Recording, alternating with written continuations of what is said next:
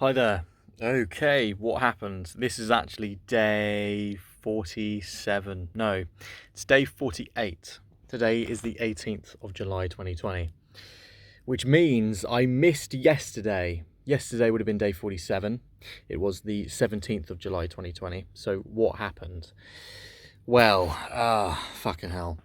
Um, Yesterday I woke up exhausted. Um, I was actually worried I'd come down with a symptom of the coronavirus. I was like, ugh. I've slept for a good amount of time, and I've just walked the dogs, and I've come back, and my legs are exhausted, my arms are exhausted. What is going on? Just pure fatigue. The previous 2 days, Wednesday and Thursday this week, I'd been doing work for a furniture company where my friend works at, and basically I'd been spending a large part of the day lifting heavy furniture. And because of course the gyms have been closed for so long, I haven't actually been doing heavy weightlifting, full compound movements like deadlifts, for example. So I think my body kind of took a shock, and was like, mate, that was a lot of work you did.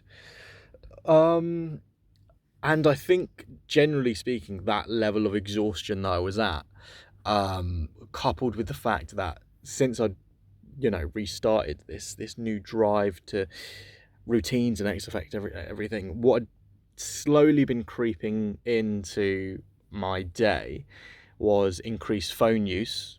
I was not even realizing I was doing it. I was taking my phone upstairs more and more, and I was using it as a distraction more and more when I really should be turning it off or just leaving it downstairs completely.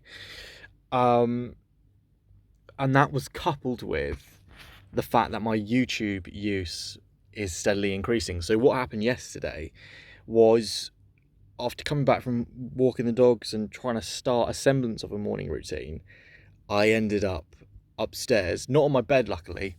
It was still at my desk though. I opened YouTube on my phone.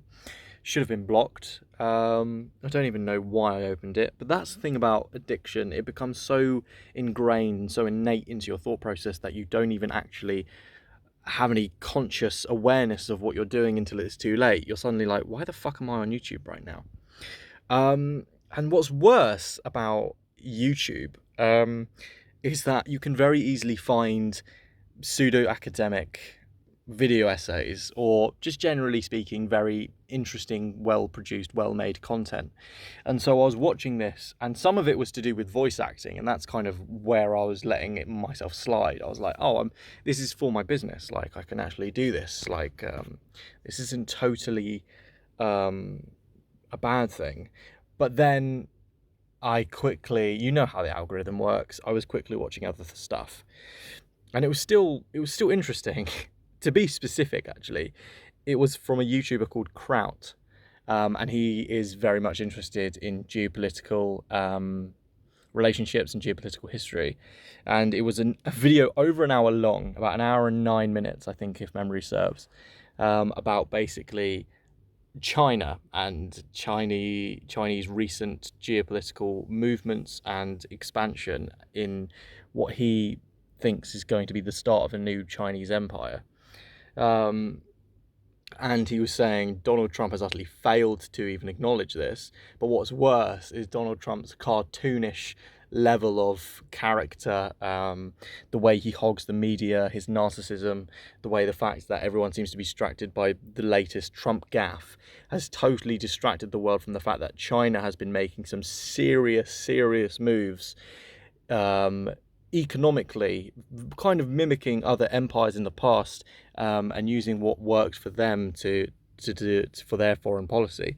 And they're doing a kind of version of like economic terrorism that the United States often does. It's like American imperialism, where you kind of bankrupt a country effectively, but China's doing it way more subtly, where they're basically making economic deals with the likes of Europe and Australia, wherein they know that the debt will have to be paid years in advance.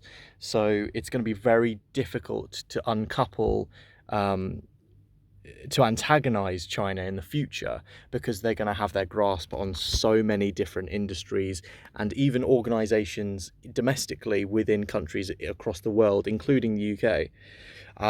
So, sorry. Good memory recall, though. Anyway, so I was just like loving this YouTube content because it totally caters to me, because I'm a fucking politics and geopolitical nerd. I love kind of like the movements and falls of empires and whatever, and especially modern day movements, modern day foreign policy. It kind of tickles me in a way. So I was just losing the day, and of course, even when I got off that content, I was just down a fucking internet rabbit hole. I was just obsessed with China. That sounds ridiculous to say, but I was just watching so many videos on China, and basically recent domestic developments within the country itself, over the past few years, and how it has become increasingly authoritarian. And it's not trying to hide its rather dictatorship quality, shall we say. It's not trying to hide some of the abuses, the human rights and civil abuses that it's doing. And the world doesn't care, because we're all fixated on this clown in the White House. Anyway, this totally derailed me. It means that I had half of a morning routine. It means that I was very unproductive for my actual voice work properly for the rest of the day. And it means that I had to somehow wrench myself out of this mode and begin something of a semblance of an evening routine to make sure that I still do all my XFX stuff. The fact that I didn't do Vlogmas yesterday will indicate the fact that I only got really half of my XFX stuff done yesterday. And I think, to be honest, rather than make some big diagnosis about this and try and wrench myself free and say, oh, I got to make sure I got to start again and not fall down, I can't even give it too much thought. I'm literally going to draw a line in the sand and be like, even if it's not true per se, I'm going to say, look, the reason why yesterday was a fall down was because simply I was exhausted from doing a lot of physical labor that I hadn't done in a while, and I had been going pretty strong, pretty productive for about 8 days strong, and I hadn't really had a proper rest day where I've told myself I'm going to do nothing for 4 hours or even more. I'm going to do nothing today. I hadn't had one of those days. And so I kind of allowed myself yesterday. I did manage to pull some of yesterday back, admittedly. I finished the book I was reading. It's called Don't Eat Toast. I have mixed feelings about it. It's about trying to break into the voice industry. It's very introductory. It does give good advice, but the advice it does give is very kind of general and somewhat obvious. Also, Don't Eat Toast, I don't know when was the publishing date, but the date at the front of the book on the copy that I have is 2014. So I'm just going to assume for this video, I'm not going to do research. I'm just going to assume that it was released in 2014. It really is kind of stuck in its ways. It would have been a really good how-to book if it was released in 2000 or 2005, maybe, the early noughties. But if it was released in the past decade, it's not actually that great, because it really makes no mention whatsoever of how the voiceover industry has changed because of the internet, because of how connected every country is. Putting clients and talent together is so easy and happens thousands of times a day seamlessly, and it seems to be stuck in the ways of the old power technologies. Sorry, the old like hierarchy of casting and voice talent, in the sense that you start off having done some sort of acting education at like an acting school, then you pay a lot of money to get a professional demo made, and then you perhaps get a voice coach, and then you try your hardest to get an agent representation, and that's kind of it. Like, it really is. It's like don't get me wrong, it still gives good advice for like etiquette when you're in the booth, certain warm-up exercises, vocal exercises, some professional infrastructure it gives advice on.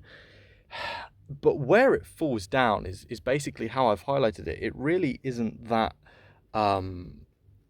comprehensive at all. The fact that it really doesn't even entertain the idea that you could be self motivated enough to do this yourself without an agent, first of all. It doesn't mention any services like Fiverr, Upwork, anything like essentially freelance voice work where you're on several different platforms, you're marketing yourself in your free time all the time, and you're just basically working out of a home studio. It didn't even mention home studio.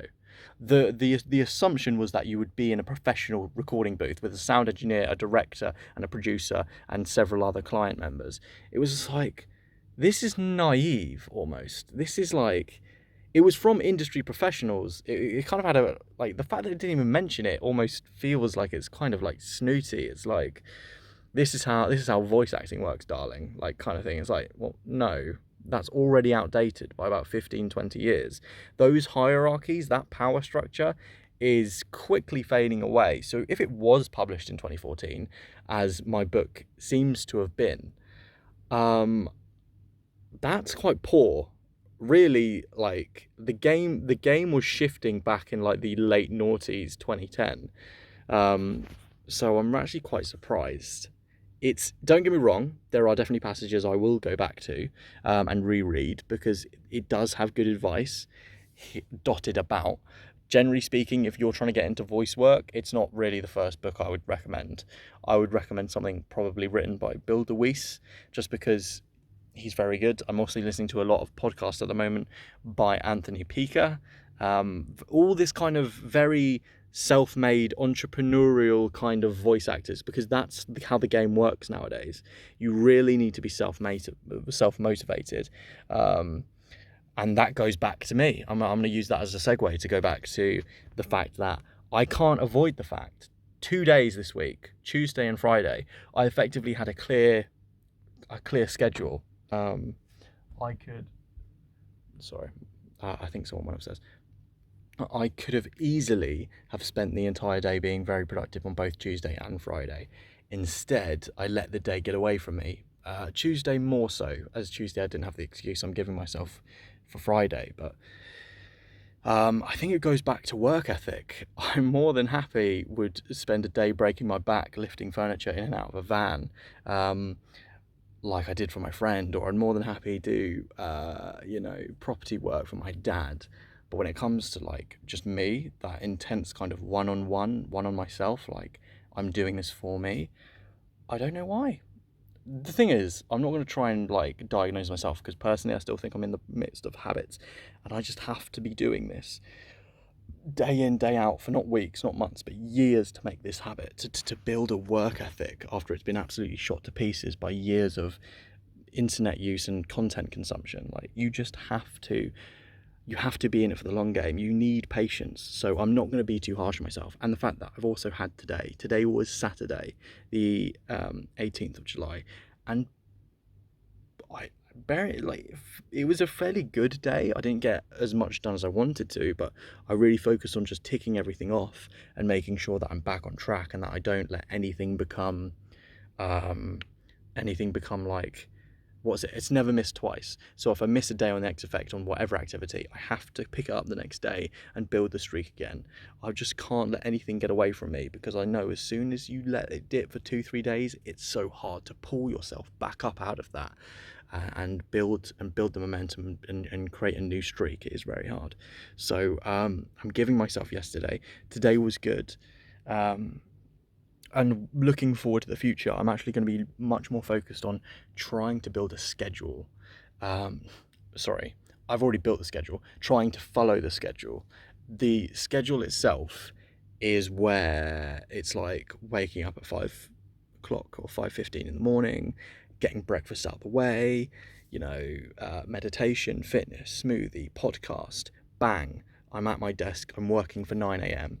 Like, that's the kind of deal. And I think generally that has to happen because habits don't get formed properly unless you're doing the same thing and it has the same contextual cues.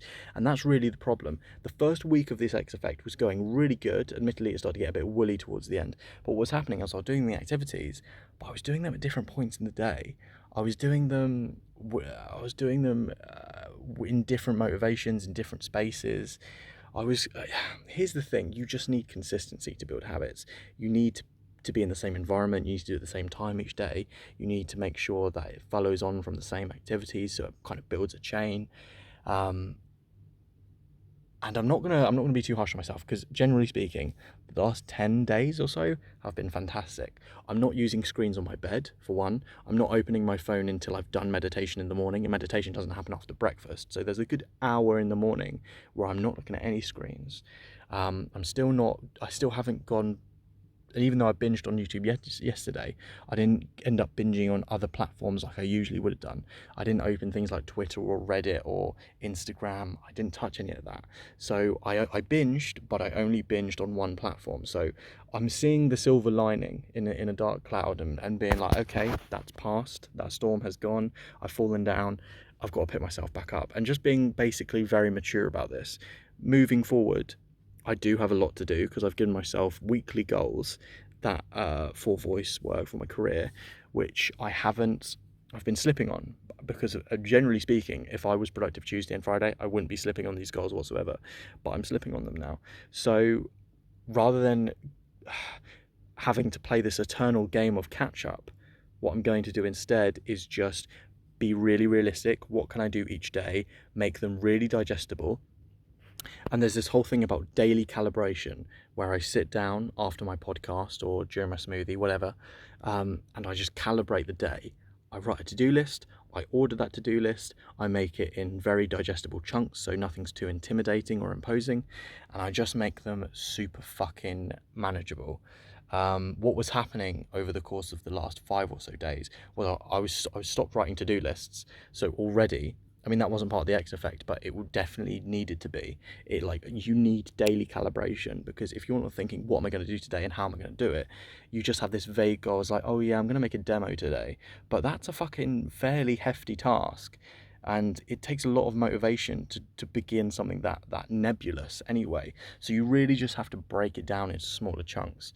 And so moving forward, I'm going to be trying to hit the schedule time-wise a lot more. I mean, it's flexible to a degree, because I'm working for multiple people throughout the month, and my routine obviously on each day shifts slightly. But when I am working for myself, I have to make it as consistent as possible.